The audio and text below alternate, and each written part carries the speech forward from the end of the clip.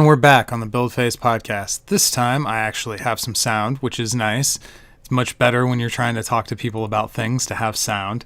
So now that we've got the sound taken care of, I want to today talk about the top 8 deck lists from Quarantine Cup 2. And we're going to take these by seed, starting with Robert Smallwood. Now, I predicted prior to the deck list being revealed that Smallwood was going to be on Rogue. It seems like exactly the kind of deck that he would want to play. Very solid, maybe not the trixiest deck, and doesn't have like the win the game on turn 5, win the game on turn 3 kind of combo potential that something like a Kelly deck would, but it's trust your skills as a player, turn your cards right, choose better lines. Like this is Smallwood's bread and butter. So let's hop right into it. I'm going to circle back to the sideboard and the Ahab pile, and initially I'm just going to go through the deck list. So here we go. 4 labs, 4 utopias. This is a pretty obvious resource setup for a rogue deck, particularly when your deck features Kayn. You really, kind of like in Dark Phoenix, you run just the yellow basics so that way your Kayns always hit the color you need. In Rogue, you are so dependent on those blues to level early that it makes sense to do a very low location count and make sure that your Kayns always are going to... Essentially, every Kayn translates into 2 experience for Rogue. And her being able to get her 4 and 4 to get to level 3 is absolutely critical for the win condition in this deck. Latent Mutation. Now, this is a card that I like generally in Rogue because once you get to level 3, those blues that are so critical at the early game kind of fall off in terms of usefulness. Rogue no longer has the, life transfer and force transfer. She loses both those powers at level 3, and therefore the blues are a little bit less valuable. Latent Mutation, making people smaller, is always good. This card has the added benefit of being one of the only turn 1 Senator Kelly outs. Of course, if somebody plays Kelly and then Might Makes Right it on turn 1, this isn't going to get you fully out of the woods, but it is a very solid card in the deck overall, as well as being a great tech choice against Kelly. 4 copies of Solo. This is a gimme in Rogue. He's worth an experience. You play him on turn 1, you attack, you have nothing else, you at least gain an experience. So absolutely makes sense for this to be the one drop in a Rogue deck. Nullifier, I don't think you can get away without playing Nullifier in this format because of things like Senator Kelly. And just the Nullifier is generally a good card. That's simply true.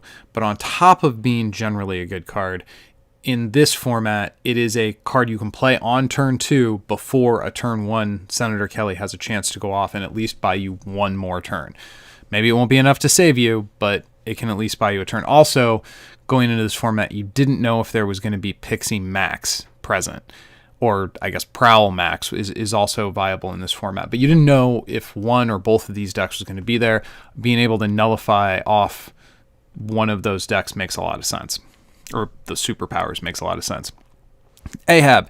This is a very solid 2-drop in that you play him and he creates another card in your hand. More cards is always good. I've long been a proponent of cards that draw me cards that create cards in hand. I want card advantage. As a player, that's something I'm really into. So let's look at his Hound pile here real quick.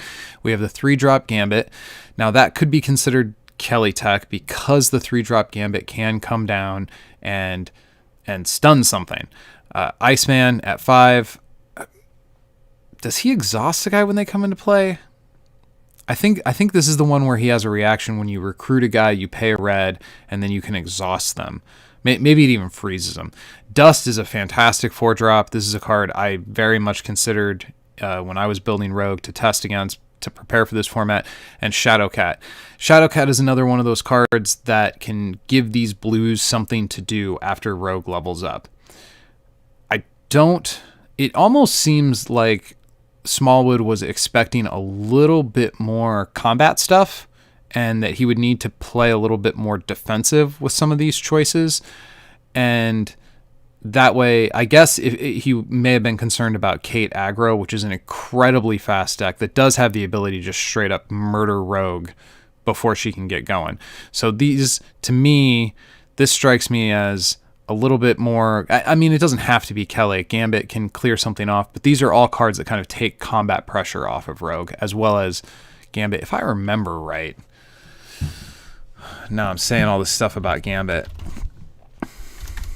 If I remember correctly, the 3-drop Gambit, yeah, so this is the one that lets you stun a character based on paying a blue, which, again, another outlet for blues. Later in the game, Rogue might not need them, and she could potentially level without using any of them, which we'll get to here in a little bit. 4 copies of Call. This is an obvious choice in Rogue. I like Call a lot. In fact, my favorite card in the whole game plus Call are both in this deck. It is actually a little bit validating that the person many people refer to as the Versus GOAT, the version of Rogue that he chose to play, is very close to the version that I've been testing in my Gauntlet. So that felt good as a deck builder. Like, oh, somebody who's actually good agrees with my choices here.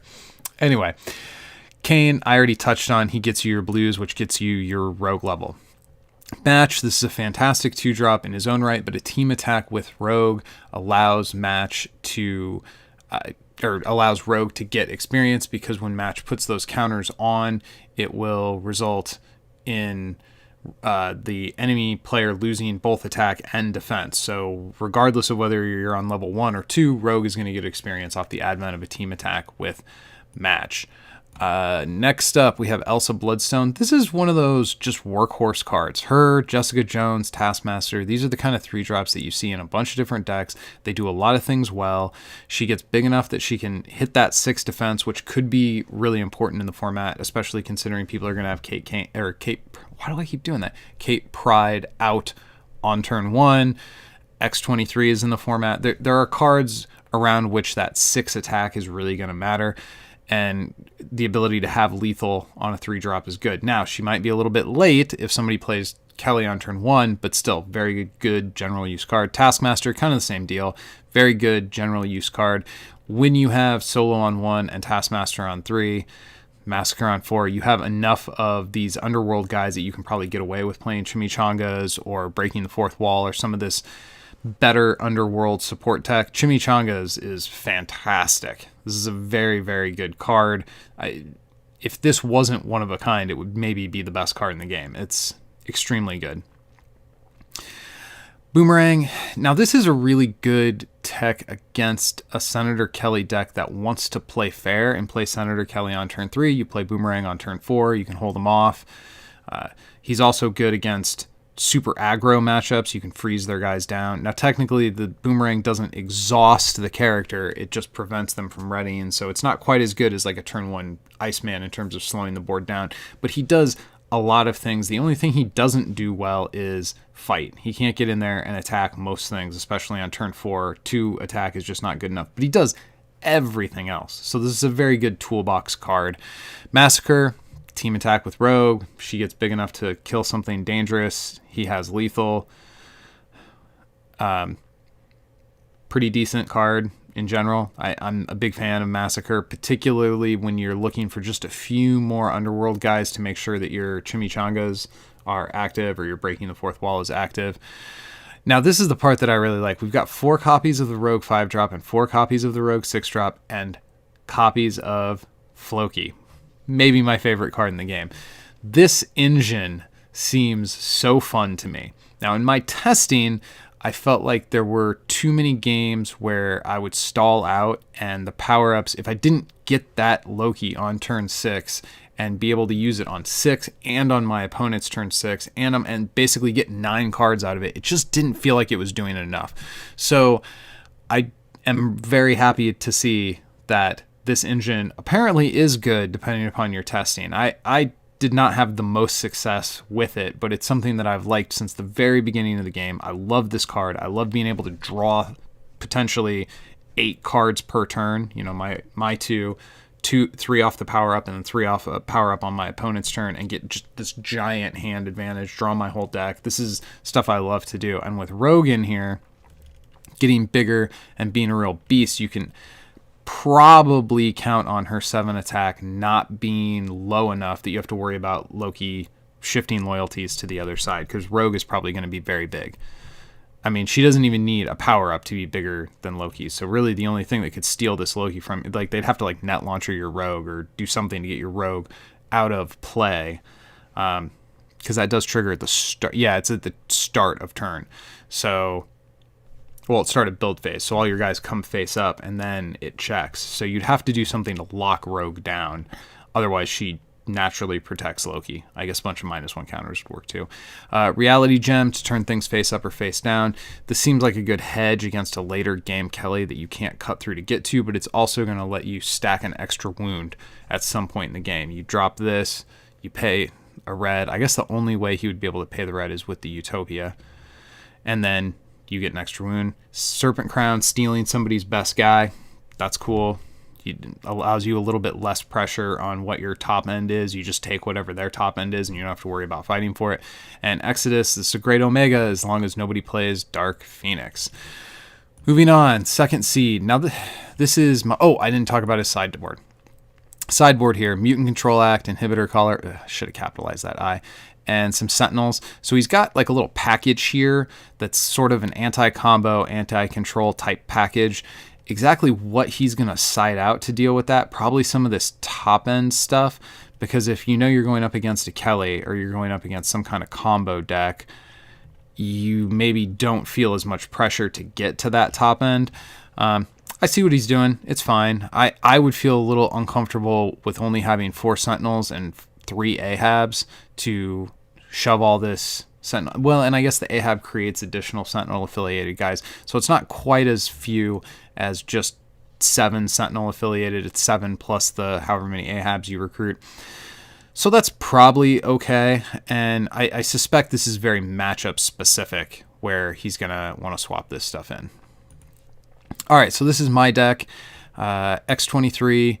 My original plan for her was to kind of take my Groot shell and ramp up into a Walrus battle at the end. I have sort of unfortunately, well, I don't know if it's fortunate or unfortunate, I have surprisingly discovered that I have a knack for navigating the lines of post Dark Phoenix smashing big things into each other games. While it's maybe not my favorite way to play the game, I'm pretty decent at it. And I did want to bring something where I felt like I could have a favored matchup where I felt comfortable playing the cards.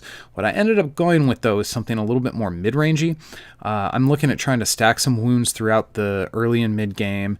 X23's healing power is going to let me stay alive, kind of stick some things, and hang out longer than I probably should have. And when I get up here, I want to take away your levels. I want to take away whatever's going to hurt you the most, and use that as a way to just kind of back break the opponent and push through for those last couple wounds.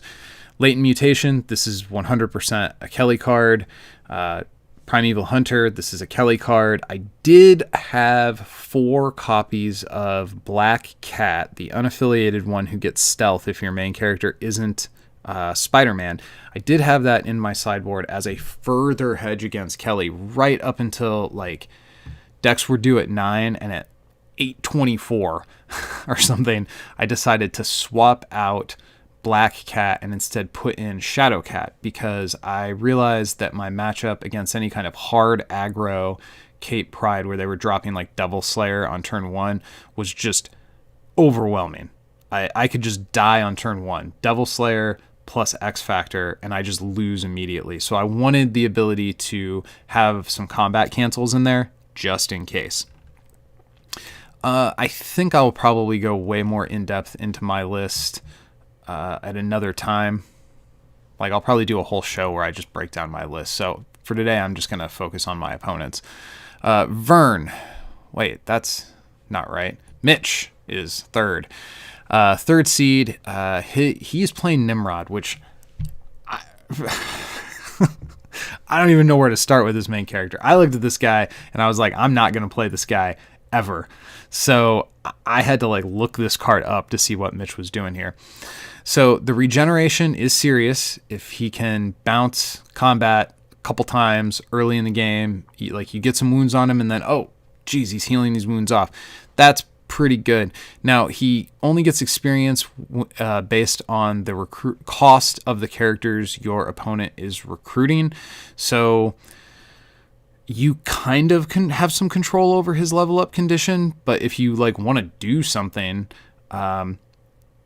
he can be putting characters out on the board that demand answers, while if you try to deny him experience, you're not putting characters on the board, and that's not great. I mean, you need to be able to fight. Now, the fact that he can't, even with plot twists or equipment or whatever, he can't strike somebody back, does start you off at a pretty big disadvantage early in a game. Now, once he levels up, there's some legit stuff going on here. His stat line is great. Every time he's able to pay this yellow, that's very good.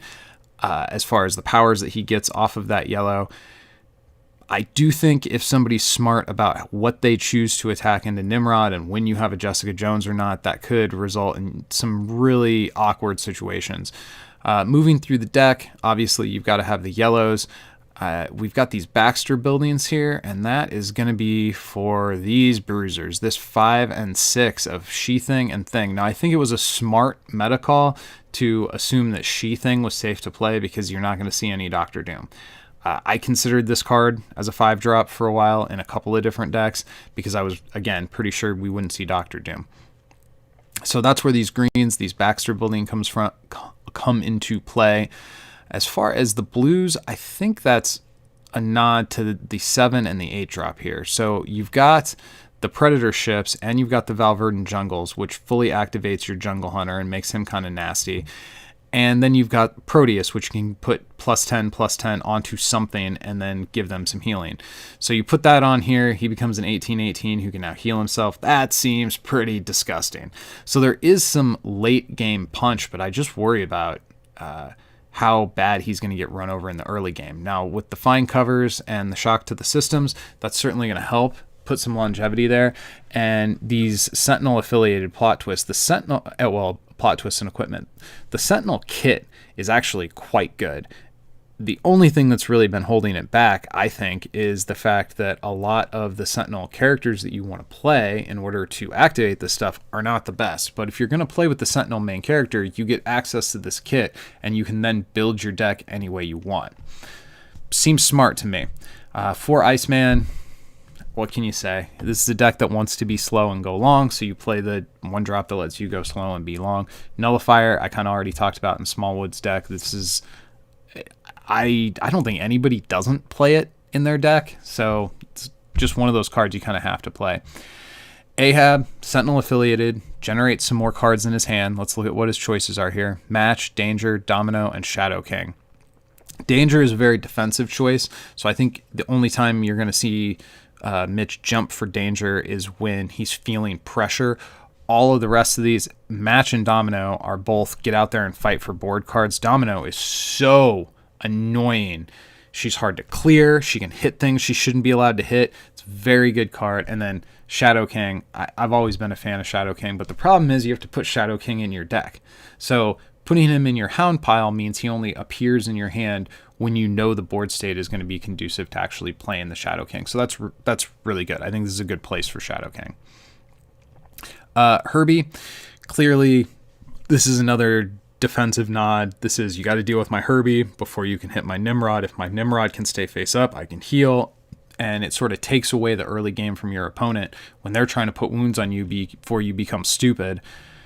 Herbie just forces your opponent. Between Herbie, Iceman, these cards are all about slowing your opponent down and forcing the game to go later.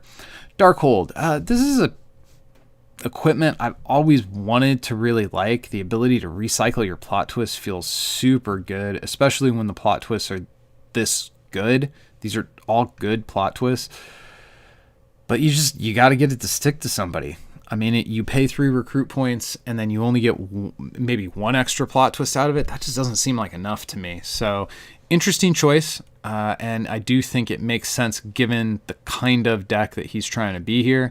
You slap that Darkhold down, you get a double up plot twist, maybe stay alive for another turn.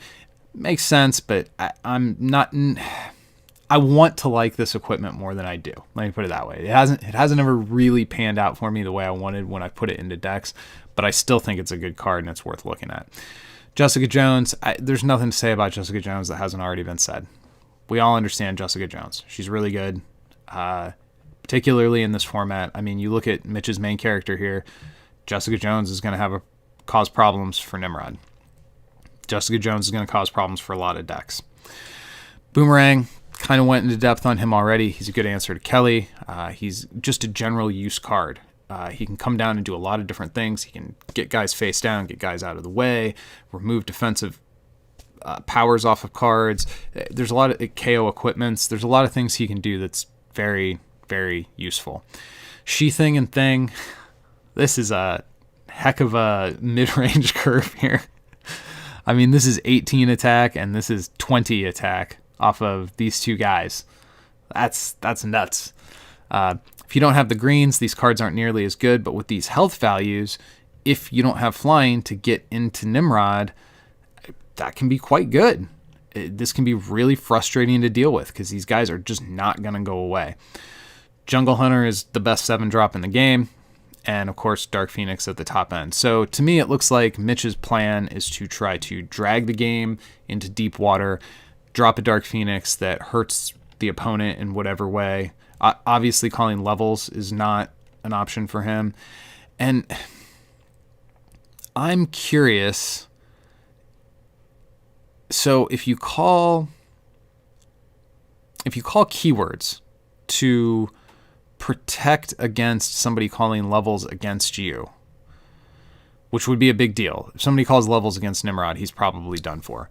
But if you call keywords, you lose your Proteus and you lose all these bonuses.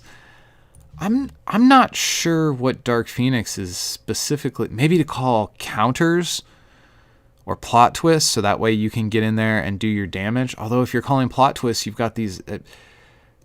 I'm not sure what his ideal call would be here.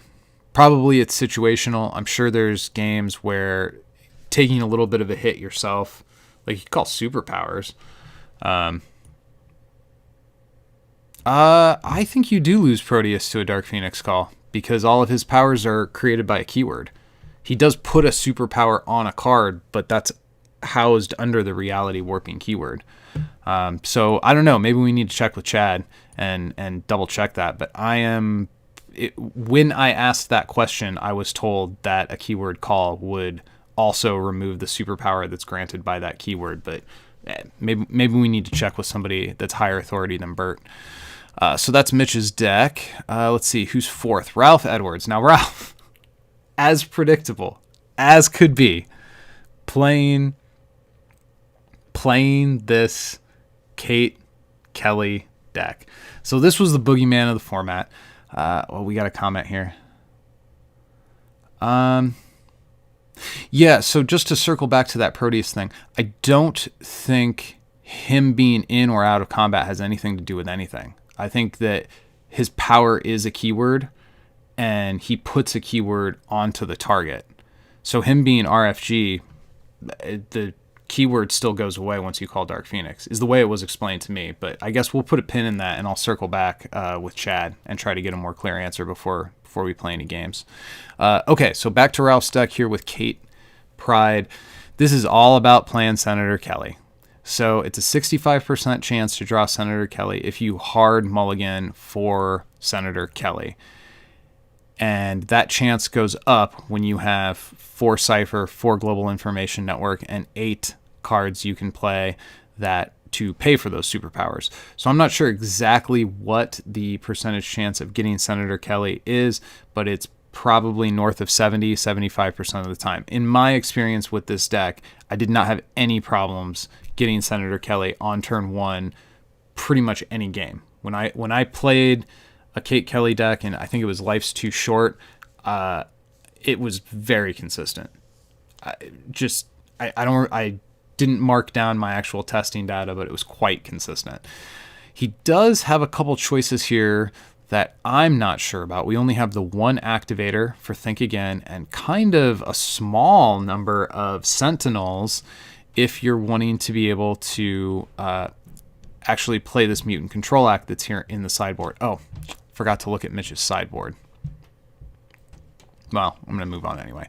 Boomerang is nice to take out an opposing nullifier, and Dagger is nice to fend off latent mutation. So he does have some things in the sideboard here that are tech calls that would be anti-Kelly that I think were pretty predictable. I'm a little surprised to see Purple Man. Like, you want to win before turn 5, and you're trying to steal characters and stuff. I'm not convinced Purple Man is where you want to be.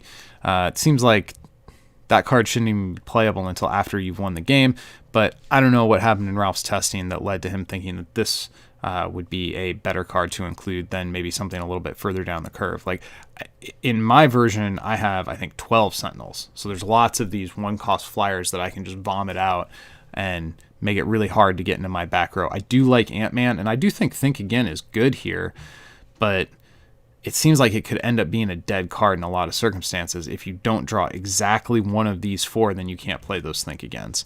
So I think Ralph has more than a puncher's chance. So I guess I've been skipping over matchups, but since this is the first matchup we're getting to here, Edwards is going to be going up against Robert Smallwood. Or, no, that's not true. He's going to be going up against Jose. Jose is also playing Rogue, just like Smallwood, so I got a little confused there. I guess maybe I'll do all the decks and then I'll talk about matchups after. That makes more sense. So this deck can win on turn 3. He can win on turn 4. It's just a matter of he has to draw this card and he has to keep the Senator alive. Having his resources taken away by a Kitty Pryde level, a Kate Pryde level into Kitty Pryde, I don't think matters at all. So let's 4 seed. Let's see who came in 5th. Was that Robbie or Jose? Jose. Here we go. So Jose is another rogue deck. Now this is a rogue deck that I think looks a little bit more like what we would have seen last year at Gen Con. So to move through this, we've got 4 Predator ships and 4 Val Verdon jungle. Now this one is not opting for the line where Kane is active as a blue retriever 100% of the time. There are going to be some times where you play Kane out on turn 2, you're hoping to get your hands on that blue that's going to lead to your level up, and instead you're going to end up with a jungle. Now, it is a little surprising that there's no Jungle Hunter here or in the sideboard. So my guess is he was testing with Jungle Hunter and had these 2 in the deck, and then when Jungle Hunter came out, just stuck with the blue and the green, which is fine. Moving through his plot twist choices, Find Cover, Savage Surprise. These make a lot of sense. They affect stats that Rogue cares about affecting. Savage Surprise in particular is one of those cards that can just blow your opponent out. If you're not expecting it and you think you're making a safe attack, and it can just ruin your whole turn if you're not playing around this card. The surprise is Savage. Might Makes Right feels real strong in Rogue. My only critique of this card in Rogue is that it can't happen during combat, and in order for Rogue to level, and I think when you're playing Rogue, you really need her to level. This is not a main character where you can ignore leveling up. So Might Makes Right, it's a very good card. It's good in a lot of decks. I'm not sure it's ideal here because while what it does is still strong, it can't put XP onto your main character, and I think that's really important here. Solo and Rogue, of course. Tim Buba, interesting choice. Maybe this is a hedge against not wanting to be frozen out by Iceman. That seems pretty viable. I'm not sure what other 1-drops he's super afraid of, though. Yeah, I'm not sure. I'm not sure about the Tim Buba here. I got it in Ralph's deck because Ralph is terrified that an opponent is going to be able to play something that can punch through and hit his Kelly. I'm not sure that Rogue is that afraid of opposing 1-drops outside of Iceman. Still, he's a 2 health guy. He's got 2 attack. He can do some stuff. This is a good card. Nullifier, I'm not going to talk about anymore.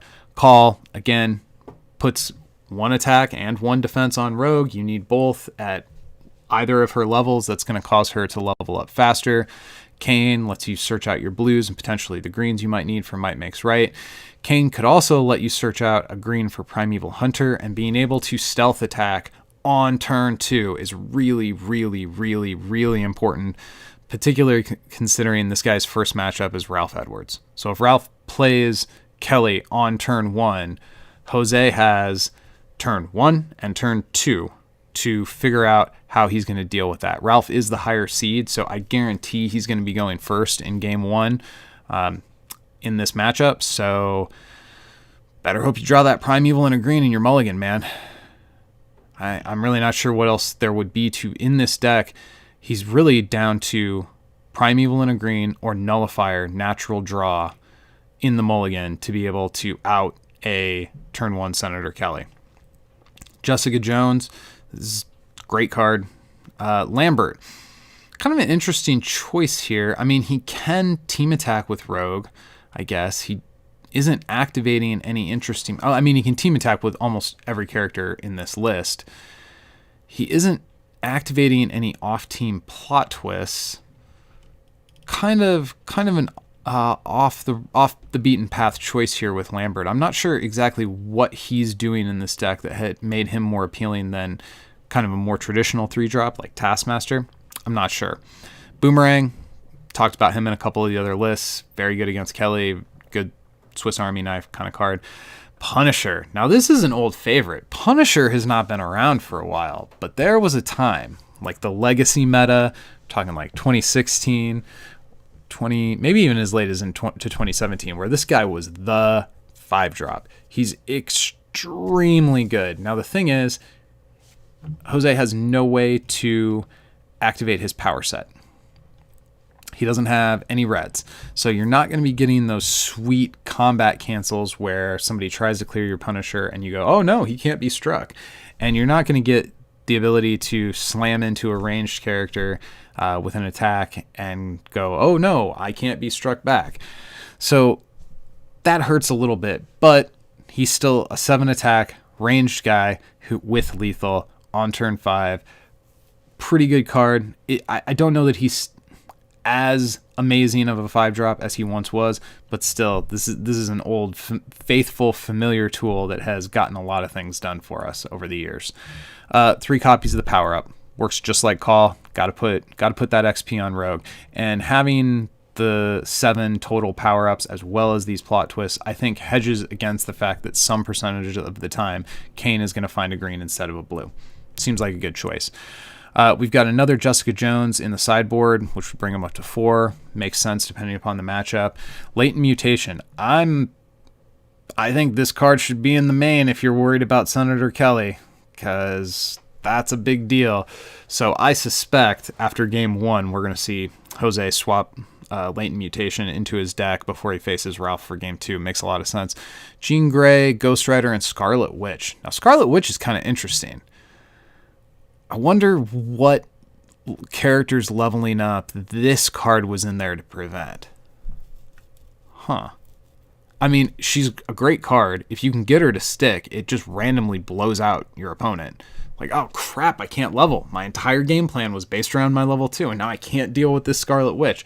She can be devastating. I've been devastated by that card. For sure. At Origins, I think one of the Buckendorfs, Eric maybe, played that guy. Oh yeah, Scarlet Witch would definitely hold down an opposing rogue, for sure. I mean, anybody who needs to level, Scarlet Witch is good against. Ghost Rider, this is another one of those, like, 2016 best card in the game. Like, this guy was the best 7-drop for, like, a while. He's not as good as he used to be, but we see a lot of good affiliated characters here, as opposed, and very few evil characters, which would make Ghost Rider pretty punchy. Seems like a good card. Seems like a very good card. As far as this matchup, this rogue list against the Ralph Edwards, Kate Kelly deck, I think game 1's going to be tough. I think game 2 and 3, once you can get those latent mutations into the main deck, things seem to smooth out a little bit. But man, only having basically 2 answers for Kelly on turn 1. Now she does fly, so Rogue herself is kind of a Kelly answer because she can fly over and potentially get into that back row right away. But whew, I'd be a little bit afraid of that one. Let's see, 6. Is this right? Yeah, here we go. So Robbie Stewart, the People's Champ. I feel less weird about that nickname than Dark Lord. I'll say People's Champ. So we got the People's Champ here with a Professor X deck. Now this is a guy who, if you're gonna play Professor X, the time to play him is in a tournament that has no time limits, because this guy gets absolutely hosed when you try to bring him to a 30 or 35 minute event. Just he's so slow. You can't do anything for 4 turns. You have to not make any attacks. And of course, you can build your deck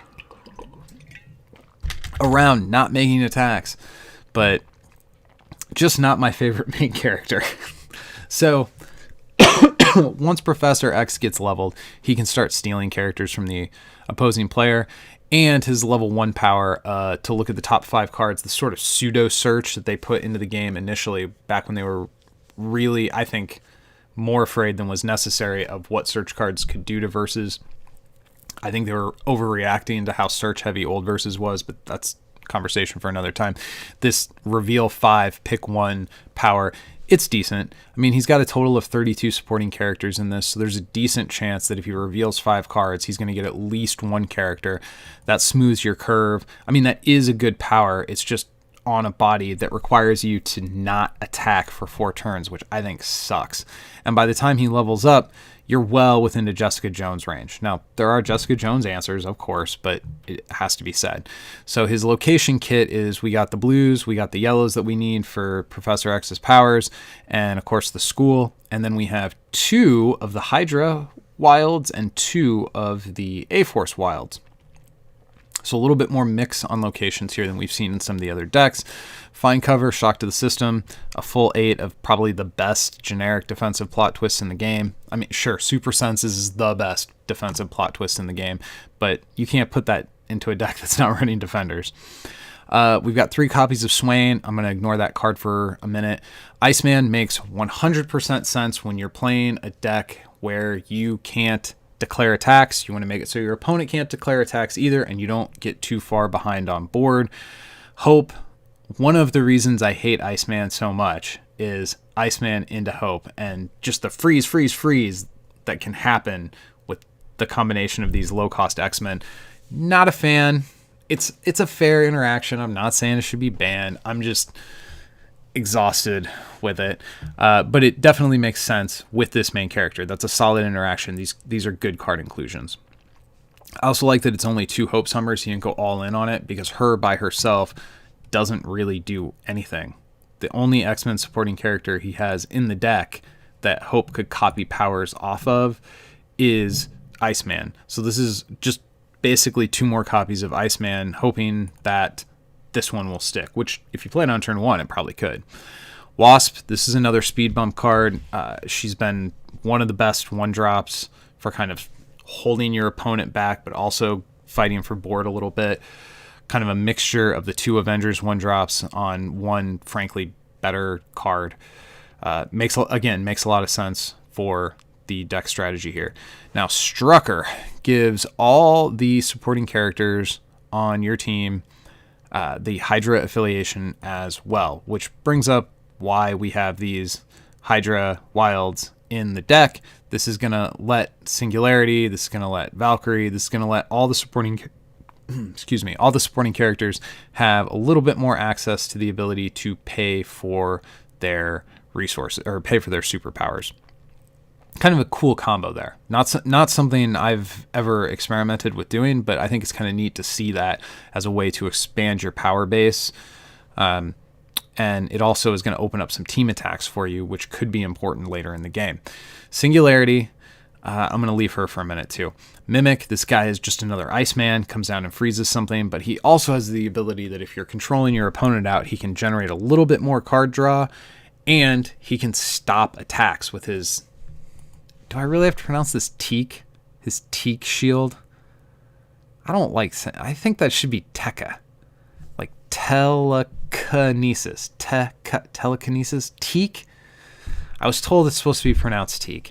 So his shield prevents a character from being stunned. This, on top of all of the stally stuff that's going on in here, is trying to force the game into the late game. Iron Man, I'm going to leave him alone for a second too. Valkyrie, with the yellow, you can start recruiting your Iceman and your Hopes out of your KO pile and freeze your opponent's whole board down. And then with Singularity, you throw all that crap out of the game. It all comes back. It freezes your opponent's whole board down again.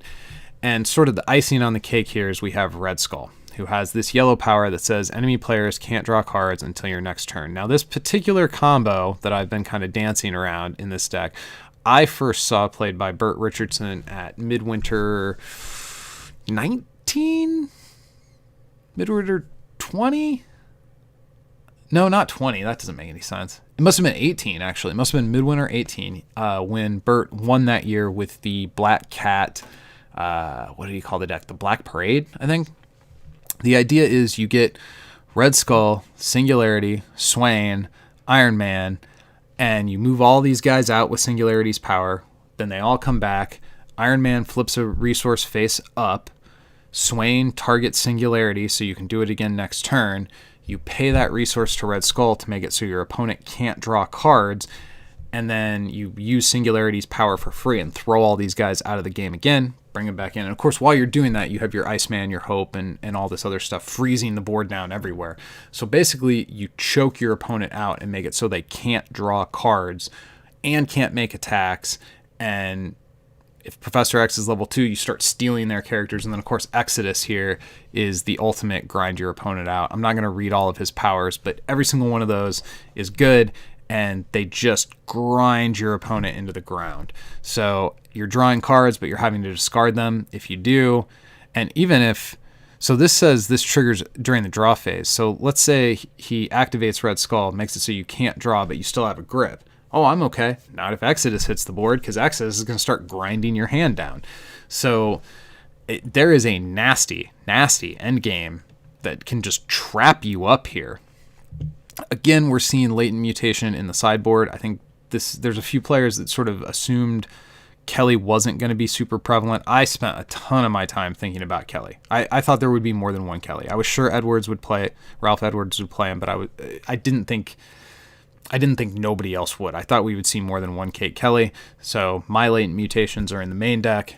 I see here he's got latent mutations and Wakanda and a nullifier and Ovomorph all in the side deck. So to me, it looks like Robbie built his deck and then put his entire package for how to deal with Kelly in the sideboard. I don't see... I mean, I guess the Wakandas and the nullifier could come in, but other than that, I don't see a lot of these decks feel like they weren't paying a whole lot of attention to Pixie Max, which is another combo that I spent quite a bit of time thinking about. I just have an aversion to any gameplay scenario where I'm trying to do my thing and I just straight up lose the game and, what happened? I don't like being Pixie maxed. I don't like being Kelly'd. So I spend maybe more time than is reasonable thinking about the outs and thinking about how to build my deck around these alternate win conditions. If somebody beats me because they're declaring better and more efficient attacks and whatever, I'm making mistakes in how I defend and how I attack. To me, that is not nearly as infuriating as these I win the game on turn 3 type of decks. So I spent a lot of time focused on and hedging around, I have a problem with Robbie's deck here. There's 4 cards missing. Well, I tried to put everybody's decks into the deck creator here, and it looks like I might have screwed up on Robbie's. So I wonder, let's see if I can look up real quick what it was that I missed here. So we've got the 4 School, 2 Gehenna, 2 Arcadia, 4 Shocks, 4 Fine Cover, Professor X, 4 Lab, 4 Academy, 4 Wasp, 4 Iceman. Oh, it's Zola. So he's got Zola to also chip away at the hand, which makes a lot of sense. That's also a good card in this. And you've got the blues if you want to, instead of digging for more cards, you can use that to dig for another Zola specifically. So it's almost like Zola's power is almost the same as Professor X's power in that it puts another character in your hand. So you can use these Zolas, and if this Zola is going in and out with a Singularity loop, really this is the key card that's going to make this whole deck engine work. If he can get this Singularity loop locked down, he can absolutely lock you out of the game. Certainly something to be concerned about. Robbie is going up against Mitch in top 8. And these are two decks that don't want to attack or do anything for the first however many turns of the game. So there's going to be kind of a weird sort of stalemate at the beginning of the game, and then like a scramble at the end to see who can get their conditions set up. Wow, what a strange and unexpected matchup between these two. Gosh, do I have to pick? If I have to pick who I think is going to come out of this one on top, I think the Dark Phoenixes might be the edge for Mitch if he can get to him, because if he can play Dark Phoenix and nuke either keywords or superpowers, it kind of shatters a lot of what Robbie's trying to do. And then while it would hurt Mitch as well to make those calls, either of them, because of how his deck works, he could make those calls and then still have a 10-15, a 10-6, have these big attackers on board that could potentially win him the game. So I think based on decks, I'm going to give Mitch a slight edge here over Robbie. Of course, no offense to anybody. I like everyone. Next deck, let's see. We were on Robbie, who was 6th. So next is Ralph Cole, 7th place. This guy doesn't stand a chance. Just going to put that out there. 100%, if you're betting on it, you got to bet against this guy, because his opponent, his opposition is just too fierce, too strong. Okay, so Ralph has Rachel Summers.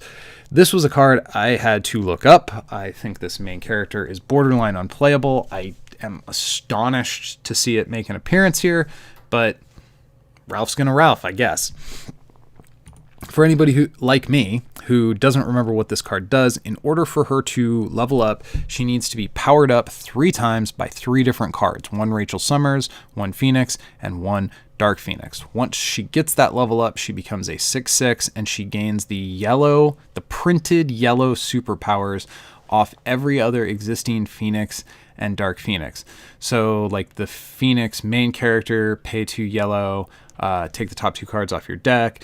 The Phoenix supporting character, the Teak shield, she gets those powers. I don't remember what the Phoenix main character's yellow power is. I think she can steal a guy out of a KO pile or something. So she gets a pretty decent suite of powers granted to her by this Daughter of the Phoenix keyword. 4 yellows, and that is the only basic location in the deck. Again, kind of like with Rogue, you want to make sure that your Canes get you the same predictable thing every time to make sure that your deck works. Anytime. This is the Predator plot twist that lets you strike somebody. This seems like kind of wonky anti-Kelly tech, but also just generally good.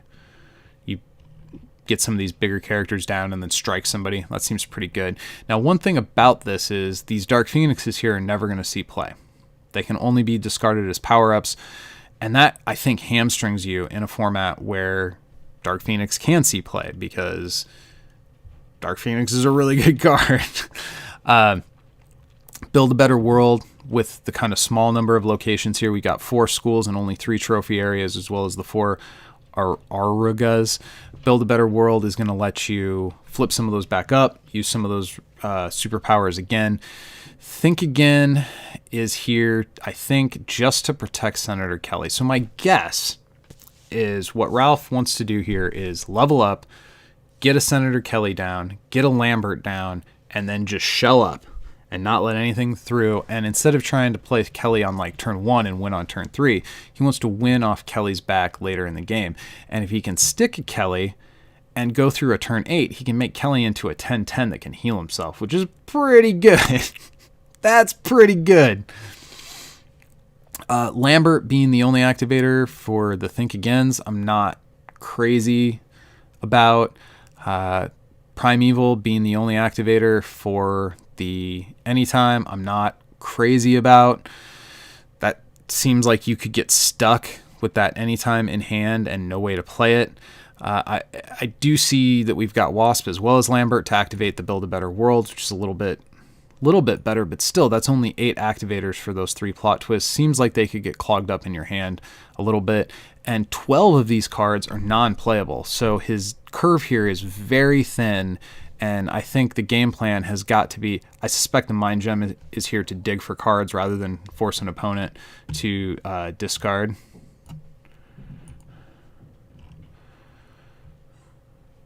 Oh yeah, she's not AKA. So I guess he can play Dark Phoenix because she just gains the... Yeah, that's true. So he's not locked out of playing Dark Phoenix. You're right. I got the comments here correcting me when I say things that are wrong. Got a drawer. So that definitely is a little bit better than I was thinking. I was thinking his chances that these Dark Phoenixes were here essentially as unplayable. And that's not true because there's no AKA on Rachel Summers. So some of these other cards could see play. The Teak Shield on Phoenix. I'm not sure that this is what you want to be doing on turn 7. Even if you've got the yellows to pay for it, there's probably other things that you want to spend your yellows on, like ramping up. Although once you hit a certain point with ramp, you really don't need to ramp anymore. You get a Proteus down. Again, I'm going to have to double check on this whole reality warping. When I asked the question, I was told that because this superpower is housed underneath this keyword, therefore a keyword call would remove all of Proteus's stuff off of somebody, but I did not confirm that with an official judge. So I'll have to get back on that and see what I think about that. Our last deck here. Ralph's matchup is against me. I feel okay. I'm not going to break this down too far right now. Don't need to tell Ralph exactly what I'm thinking, but I think I have the ability to be aggressive enough that it's going to put Ralph on the back foot.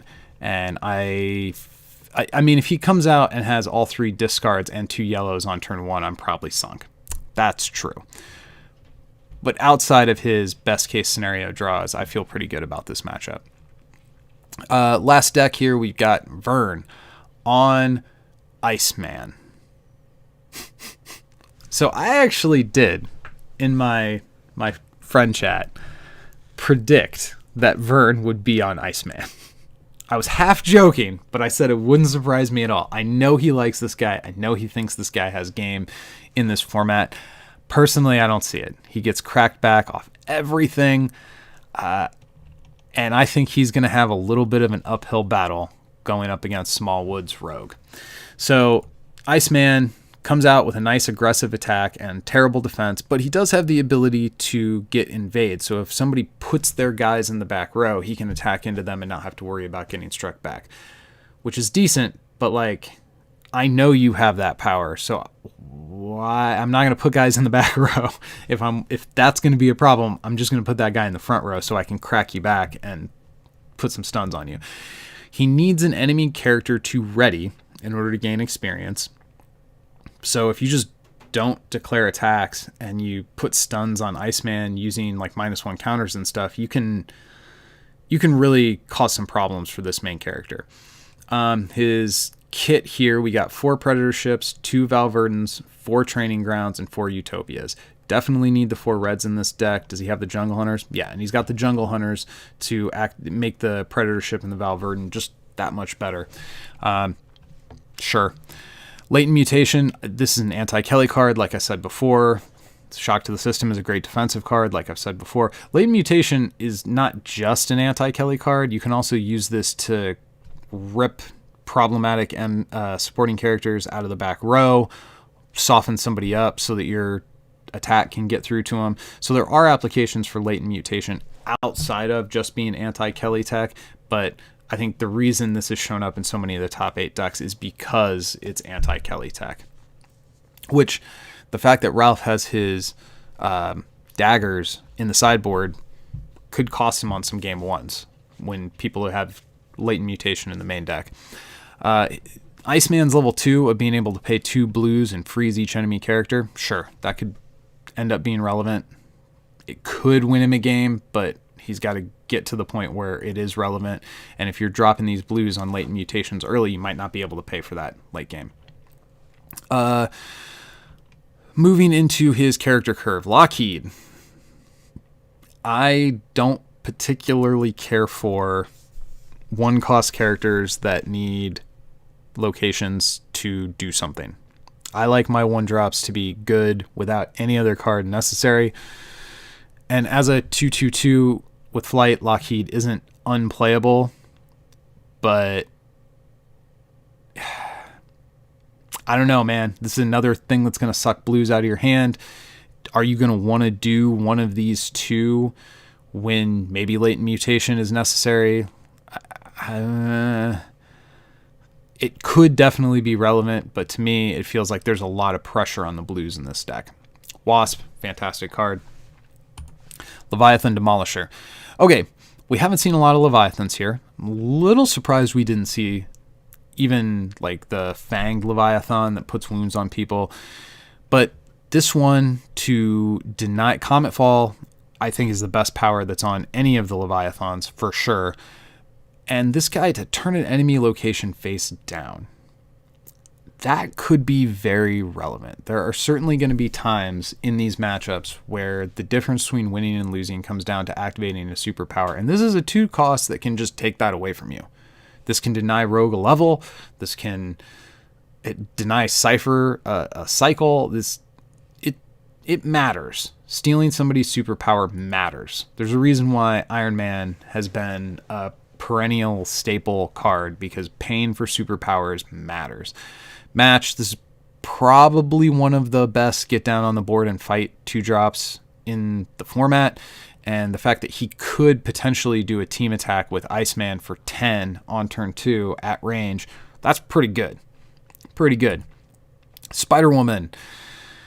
I don't fully understand this card here. She can't be ranged attacked. That's fine. And she can reduce somebody's defense. I think I'd rather spend those reds on Iceman if it was me. I mean, I guess she can team attack with Wasp and get a little bit bigger. I'm not sure what the testing environment was that led to, hey, I need a 2-drop that can shrink somebody's defense. I guess if she can attack into Kelly and you pay the red, if you're the attacking player, you have the initiative, you pay the red, and you just kill him before your opponent can play Uncanny Defense or any other defensive trick. That does seem good. That seems like good anti-Kelly tech. Not my favorite 2-drop. Jessica Jones, great card. Pixie. Now, in Vern's list, I saw it over text. It only had Pixie. It didn't specify which one, but I cannot imagine a deck with Proteus in it wants to run the 2-drop A-Force Pixie. So I think this has got to be the Pixie, and this just lets him bail out of a combat. If something goes haywire, you can bail out of it. You can also use it defensively. That's fine. That's fine. Again, a lot of pressure on blues in this deck.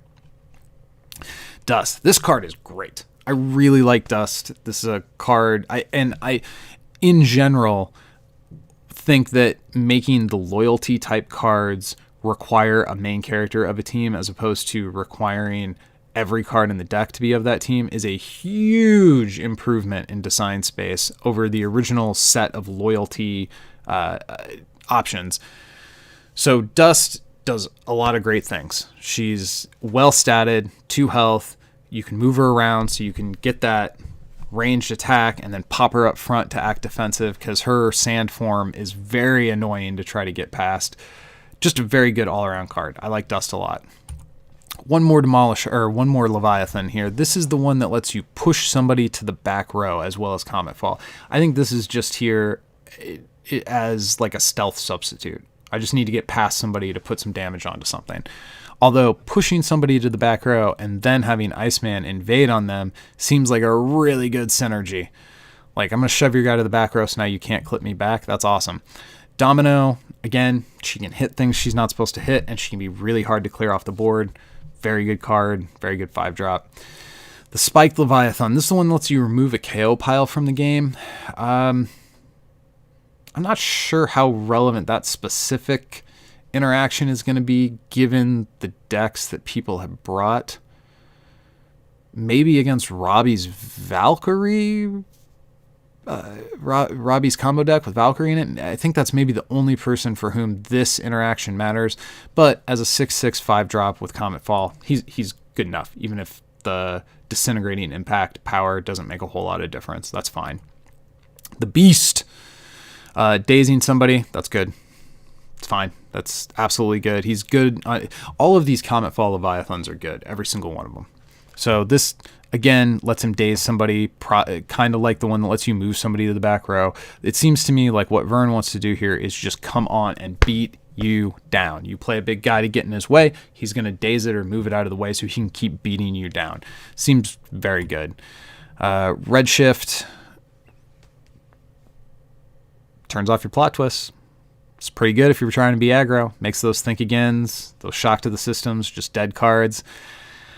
In my experience, Redshift has not been as good as I wanted him to be in my aggro decks. I think this Cosmic Combat Master power is extremely good, and 7/7 on a 6-drop is a decent stat line too. Like 7/7/2, that's all good. I think this is a good card.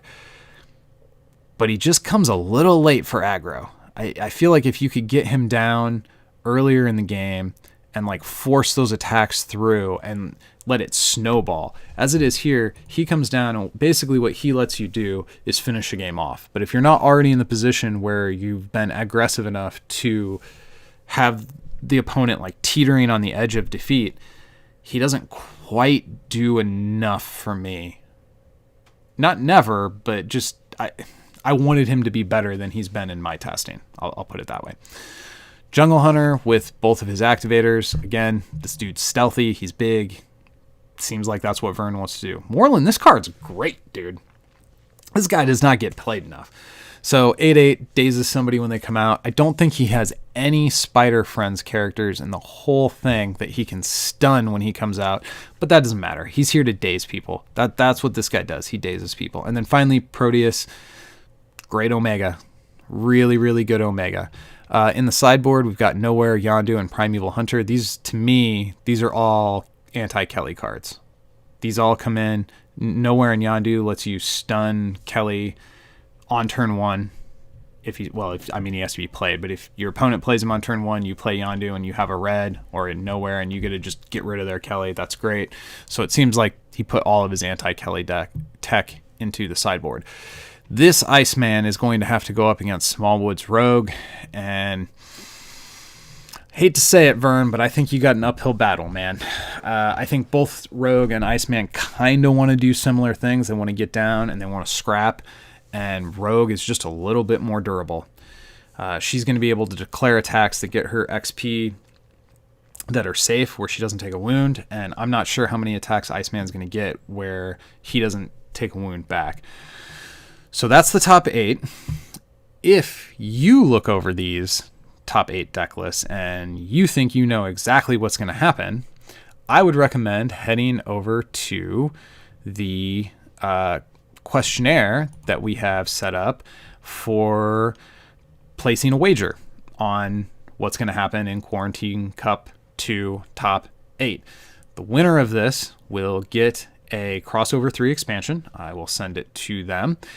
And the way this is going to work is you give me your name and stuff so I know who you are, obviously.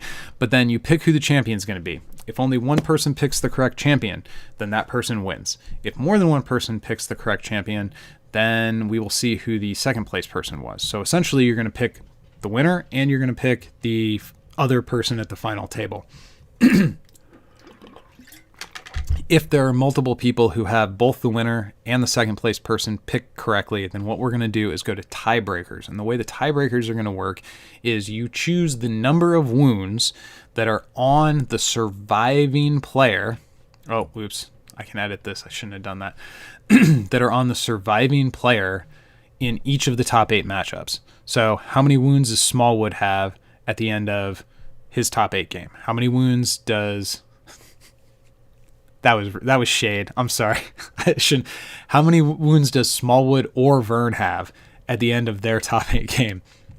How many wounds does Ralph or Jose have? And that's what you put in here. So you don't have to tell me who you think wins, but you need to think of who you think is going to win and put in the number of their wounds. And then whoever, if there are multiple people who get the first 2 questions right, whoever was most accurate on the wound count will be our ultimate winner. And if we end up with a tie, I don't know, maybe I'll send out multiple expansions. Seems like that's what I'd probably do. Just to check in here, let's see where we're at. So right now we have 36% of people think Smallwood's going to win, 36% 27% think Mitch is going to win, and 36% think I'm going to win. And the spread at the loser at the final table is much more varied. We got Robbie, Vern, Smallwood, myself. Only one vote for me. I guess that's the loser. I don't need those votes.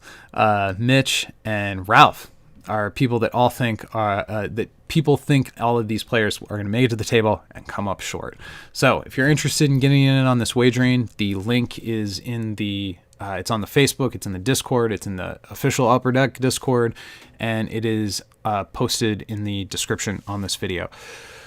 So that is my review of all top 8 deck lists for Quarantine Cup 2.